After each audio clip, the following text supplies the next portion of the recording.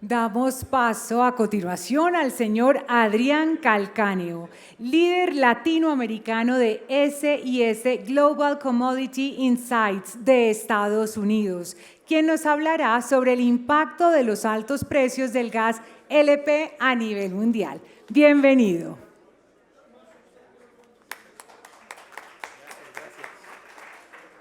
Gracias. Hola, ¿qué tal? ¿Cómo están? Un gusto saludarlos. Tengo mucho que platicarles porque creo que no ha pasado mucho en el mercado, entonces a ver si tenemos suficiente tiempo. Bueno, antes que nada agradecer a Alejandro Martínez y a todo el equipo de Gasnova por la invitación. Este es mi cuarto año en 4 congresos, entonces voy invicto todavía, gracias a Dios. Y mucho que platicar en lo que ha pasado en este mercado, que les quiero dejar varias lecciones. Yo me dedico a ver este mercado todos los días, a platicar con gente, con participantes en el mercado, y lo que les quiero dejar es una idea de la complejidad de la evaluación de lo que está pasando. Eso es quizá el mayor mensaje. Pero antes, de seguro, me conocen por trabajar en IHS Markit. Obviamente, ahora somos parte de una nueva familia, que es la familia de S&P Global Commodity Insights. Básicamente las dos empresas se unieron y lo que nos da mucho más acceso a más recursos, más investigación, mucho más capacidad de informarlos y explicar de lo que está pasando en el mercado, lo cual es bastante bueno para nosotros que estamos en el mercado de tratar de explicar las cosas, ¿no? Bueno, el tema de hoy y de los últimos 18 meses es el alza de precios. Esto ha sido, sin duda alguna, el principal tema de conversación en América Latina en este mercado. ¿Por qué? Porque subió, ¿qué pasó? Y vamos a empezar por ahí. Esta alza de precios es obviamente coyuntural. Pasó por muchas cosas. Y aquí los invito a no aceptar las explicaciones simples o al vapor.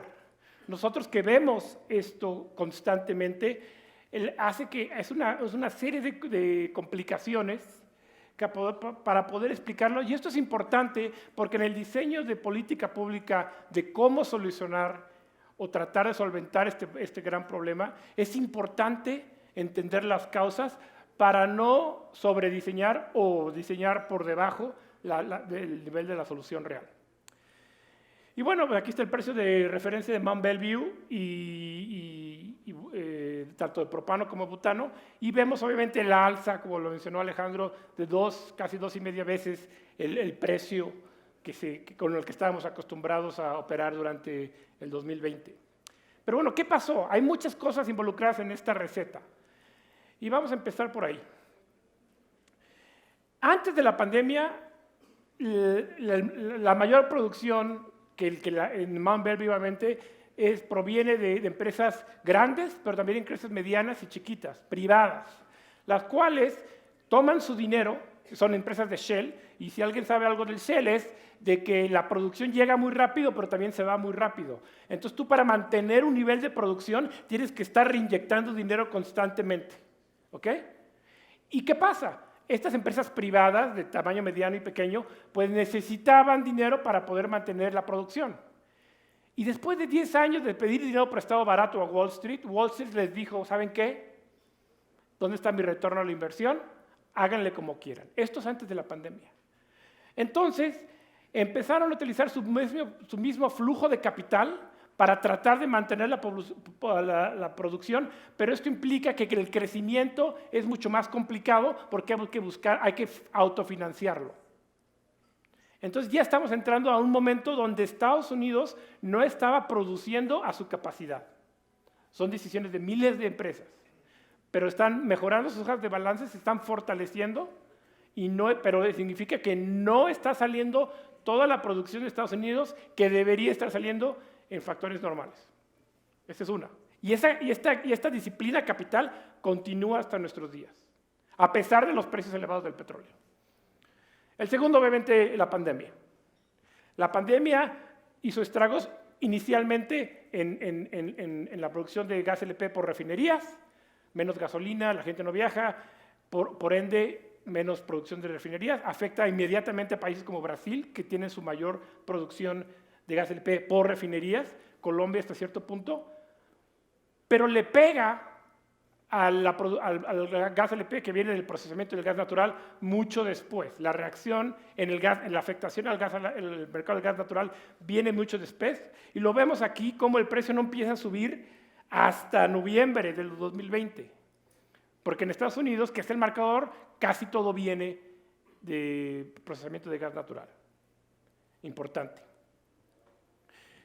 Y aquí viene la razón más importante, y que me han escuchado seguramente hablar. La razón más importante de por qué subió el precio es que en el 2019, en el 2020, cuando estaba barato el precio, en Asia se tomaron decisiones de aprovechar ese precio barato y construir grandes plantas petroquímicas a base de gas LP, tanto propano como butano.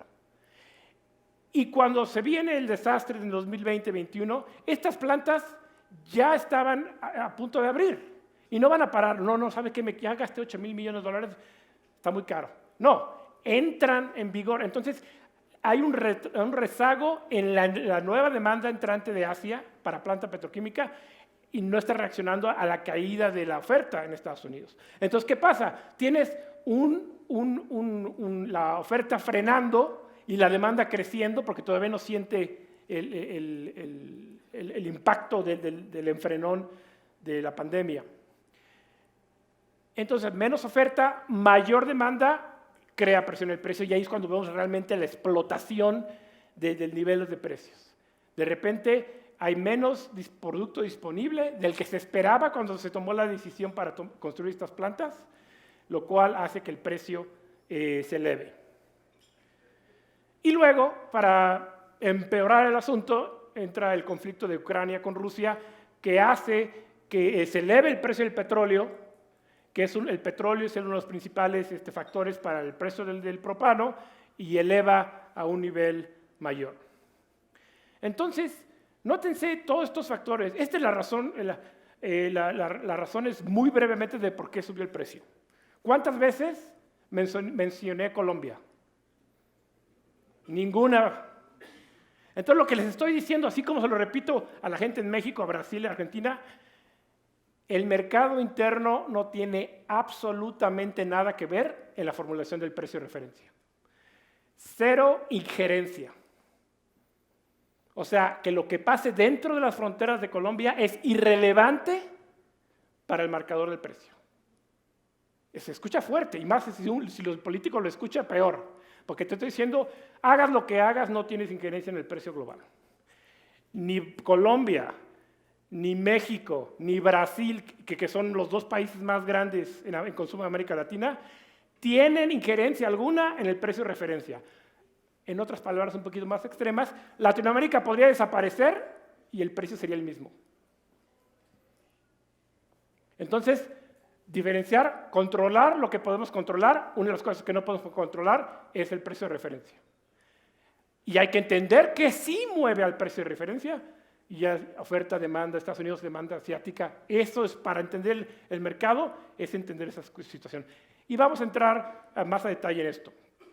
Y ahorita estamos en un nivel de estabilización. ¿Por qué? Porque están pasando dos cuestiones. Bueno, el mercado del crudo, hubo un ajuste hacia la baja reciente, lo cual son buenas noticias. Pero más importante, ¿recuerdan que les dije que había una desfase en la demanda asiática a los precios altos? Seguían creciendo cuando nominalmente no deberían crecer. Pues ya estamos viendo la reacción, no al 100% lo que queremos, pero una desaceleración de este crecimiento de la demanda, y sí estamos viendo una reacción de la oferta estadounidense traducido en mayor producción. Entonces estamos viendo las cosas mejorando, y entre más veamos a futuro, mejor la situación va a ser. En 2024 pinta un año donde las cosas finalmente llegan a un equilibrio.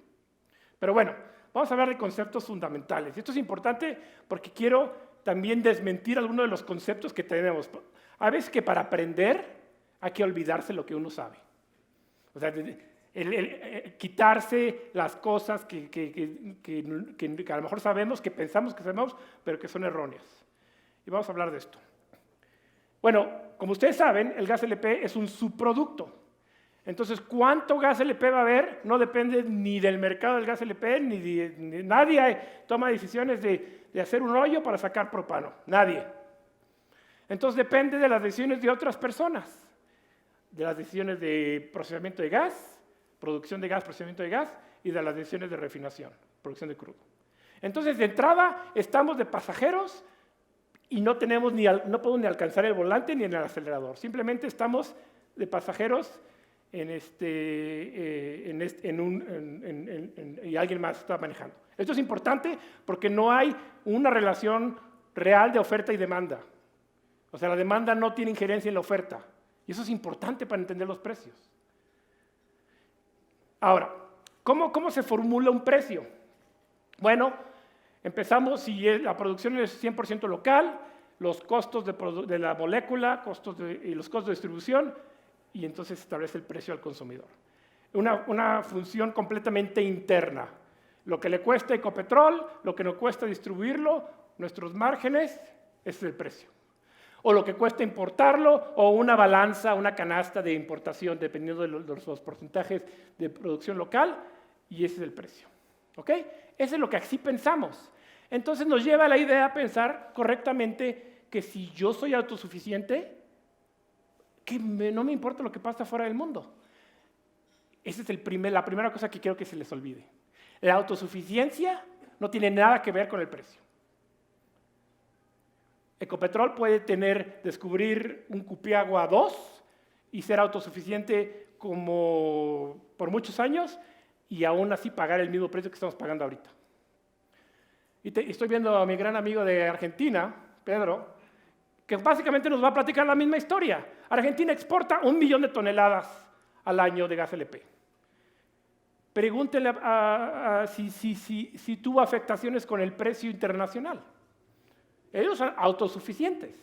Entonces, quitémonos la idea de que si yo tengo control y produzco todo lo que yo consumo, no tengo que preocuparme por lo que pasa. Y luego les voy a platicar por qué.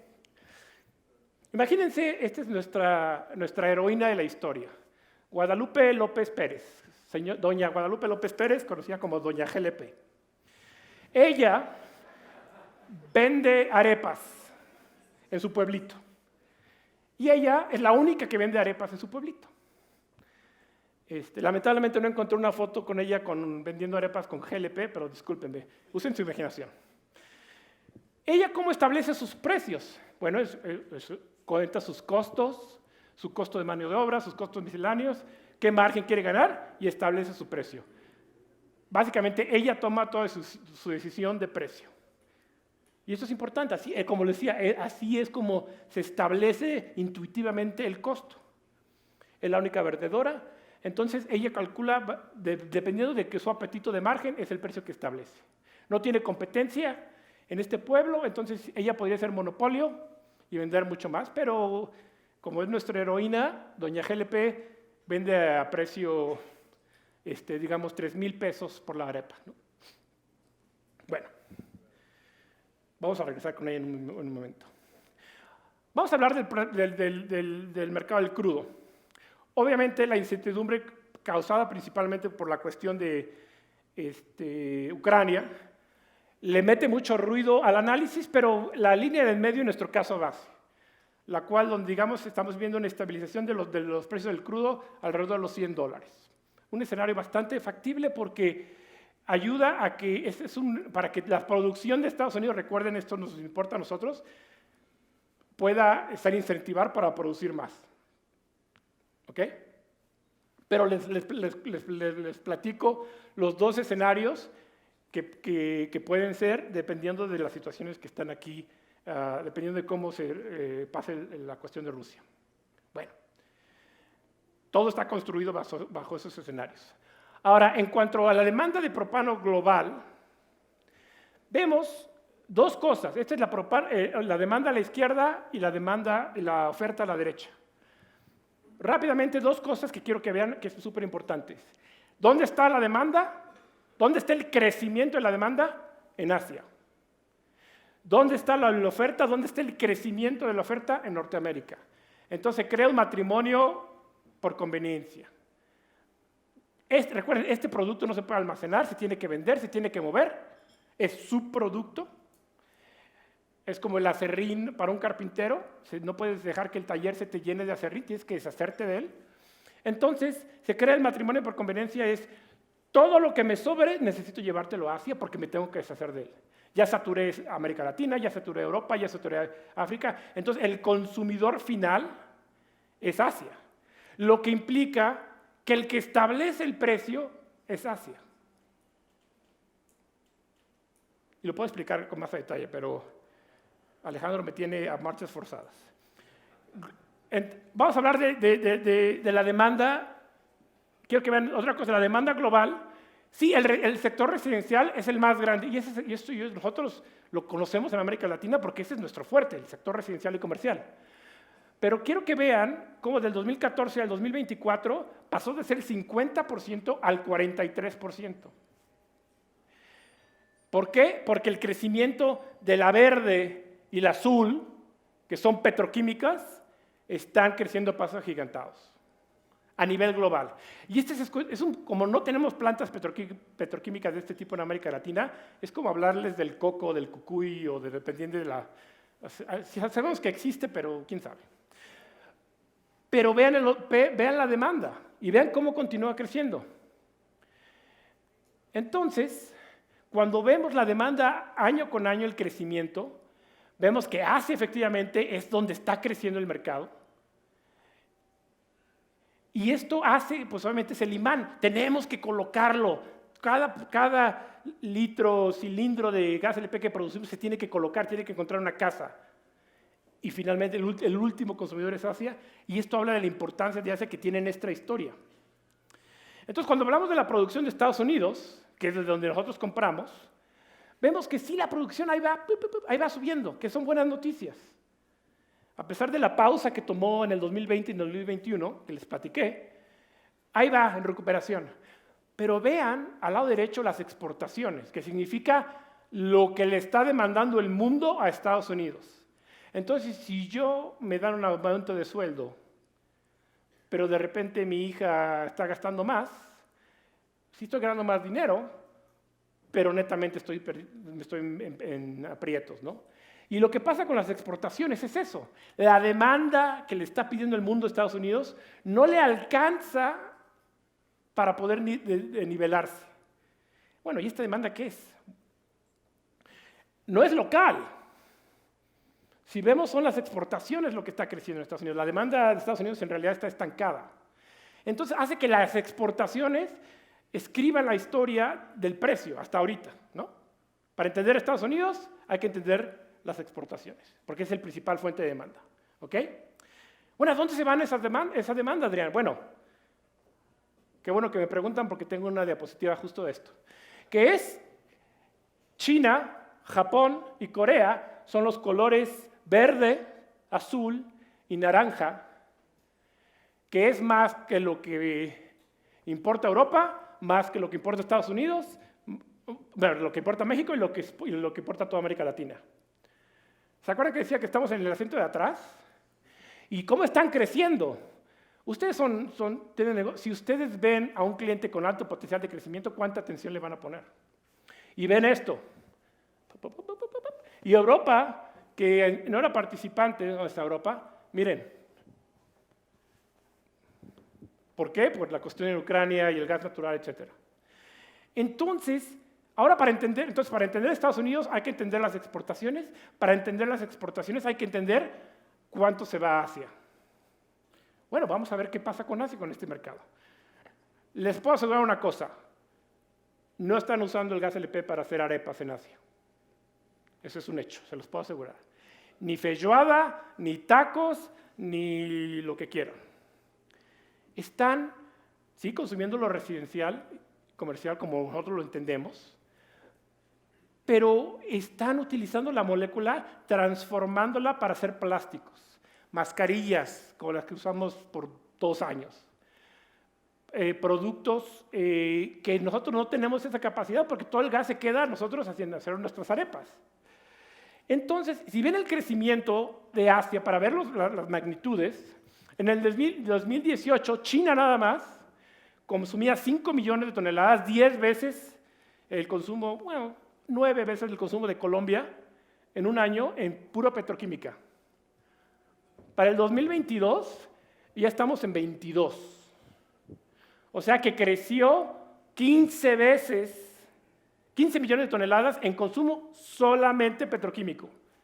Y nuestra expectativa es para el 2025 va a llegar a superar los 30 millones de toneladas, que casualmente es más grande que América Latina.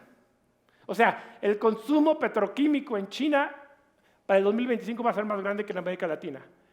Y cuando les digo que la aceleración de la petroquímica está desfasada, vean cómo está el crecimiento, porque la decisión de construir estas plantas se tomó en este momento.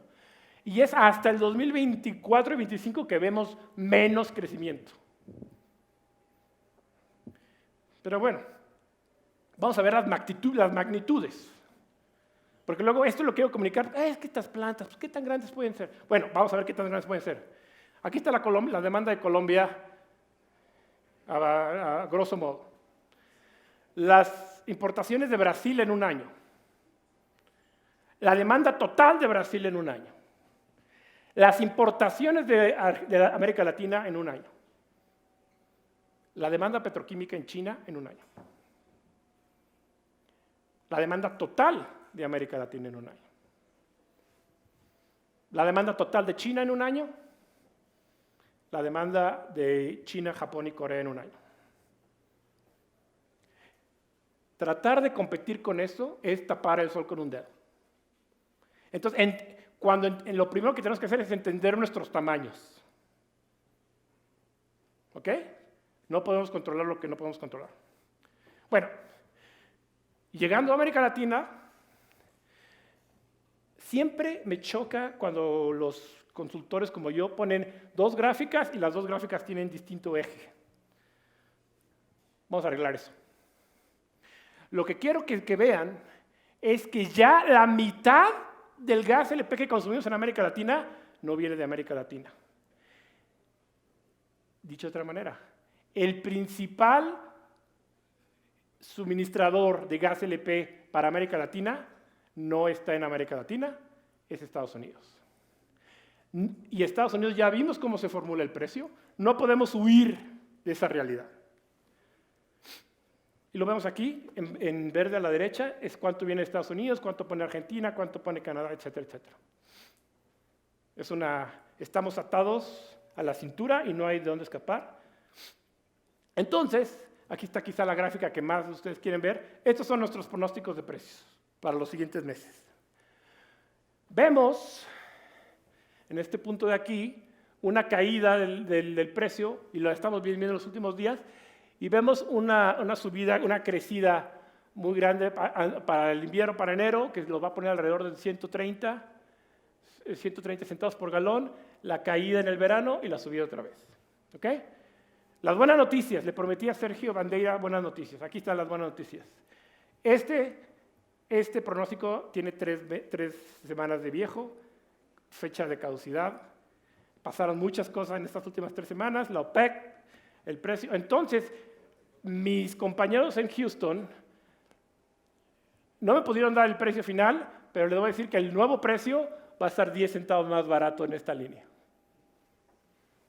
Lo cual son buenas noticias en el aspecto de que no va a subir más, de hecho está bajando, pero lo que quiero que siempre recordar, y siempre le recuerdo a mis colegas, es que nosotros nos acordamos de los buenos tiempos por aquí, y añoramos los nuevos tiempos y establecemos fondos de estabilización para los buenos tiempos y cosas así. Pero si uno entiende cómo pasó y cómo estas plantas de petroquímica siguen creciendo y cómo el mundo cambió y no van a desaparecer de un día para otro, la única manera de regresar a estos tiempos es 2 cosas. Una que no debe pasar, ojalá y no pase, y la otra que ojalá que pase. La que no debe pasar, que ojalá no pase, es que haya una gran recesión en China, que pare todas estas plantas. Pero el problema es que si hay una recesión en China, pues mejor apagamos todos la luz y nos vamos porque nos pega a todos. Entonces, en realidad, a lo único que podemos ver, que podemos hacer y esperar, es que Estados Unidos comience a producir más. ¿ok? Eso es lo único que podemos hacer. No Colombia, no Ecopetrol, no México, no Brasil. Estados Unidos tiene que salir a balancear el mercado. Y nuestra expectativa es que para el 2024 va a estar mucho más positivo. Adrián, ¿en 2024? Pues falta mucho para eso, sí, falta mucho, pero esto estamos hablando ya vieron las magnitudes del hoyo que nos tenemos que salir. Y bueno, cuando vemos la relación con América Latina, vemos que, pues bueno, la relación con los distintos precios es real. Y volviendo fuera de afectaciones, como es el caso de Perú, que tienen un involucramiento, o Ecuador, que tienen un precio fijo, vemos que en realidad Mont Belvieu marca el precio. Si se hace la regresión estadística, el 93% de lo que paga la gente en Colombia está explicado por lo que di para hacer Mont Belvieu. Entonces, volviendo a lo que estaba diciendo, y lo que pasa en Colombia, lo que produzca Ecopetrol, lo que deje de producir Ecopetrol, es irrelevante para el precio. Empezando por ahí. Y entendiendo esta realidad, desafortunadamente no ha sido nuestro fuerte. Ante esta alza de precios, nuestros países eso sí, aplauso en creatividad por todas las soluciones que les han ocurrido. Pero habla de un completo desentendimiento de qué causó que el precio se elevara. Porque están tratando lo que no pueden controlar, de controlar lo que no pueden controlar. Entonces, en lugar de aprender la experiencia común, que es una experiencia común, Colombia no es único, ni México es único, todos estamos experimentando lo mismo, de aprender, oye, ¿qué ha funcionado aquí, qué no ha funcionado aquí? Cada gobierno se ha inventado su propia solución y hay unos peores que otros, pero aún así en realidad nadie ha sido espectacular en su accionar. Los mejores que han hecho son los que no han hecho nada. Y esto habla muy mal del entendimiento de la situación real, ¿no? Pero esto habla también de que como en un precio regulado, como pasó en México, basado en todo lo que les expliqué, es la peor manera de hacerlo. Porque lo que se puede controlar es la inversión, mejorar distribución, mejorar logística, y para eso necesita dinero, y para eso está el incentivo con las primas que se está pagando. Y si tú estableces un precio máximo, pues le robas, asfixias al mercado lo que más necesita, que es capital, para invertir y volverse mejor, y pensar fuera de la caja. Pero bueno,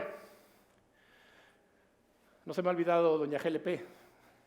Ella, entonces está equivocada ella al establecer un precio basada en sus costos, en sus insumos, en su margen de utilidad.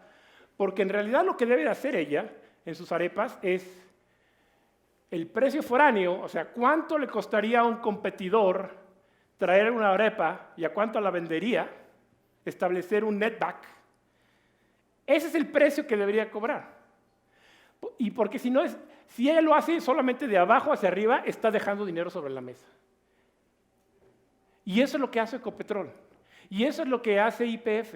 Y eso es lo que hacen los exportadores en el aspecto de que establecen cuál es el costo de competencia y venden a ese precio para no dejar dinero sobre la mesa. No les puedes pedir más a ellos. Entonces, en la realidad, esto es difícil porque habla de un precio más caro, pero el precio más caro ayuda a establecer soluciones de verdadera política pública, donde el gobierno, sin meterle la mano al mercado, establece un subsidio focalizado, con ciertas acciones, con cierta diferenciación, que de seguro vamos a hablar. Pero el punto es no, lo que importa en Colombia es irrelevante porque Ecopetrol vende a precio de mercado. Y decirle a Ecopetrol que no venda a precio de mercado es pedirle que pierda dinero o deje dinero sobre la mesa. Súper importante. Bueno, entonces, esta complejidad es justamente la que les quiero compartir. Está cambiando todo constantemente. Cada vez hay que meterse a nuevas áreas como propileno y polipropileno y etcétera, para poder entender las nuevas dinámicas, por ejemplo, del mundo petroquímico.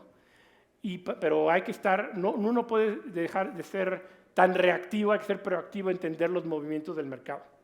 Bueno, y vamos a platicar de eso para los que nos quieran acompañar el próximo mes en Miami sobre este tema, pero antes que nada, muchas gracias por su atención y espero que les haya puesto algo de claridad en un mundo muy complejo. Muchas gracias.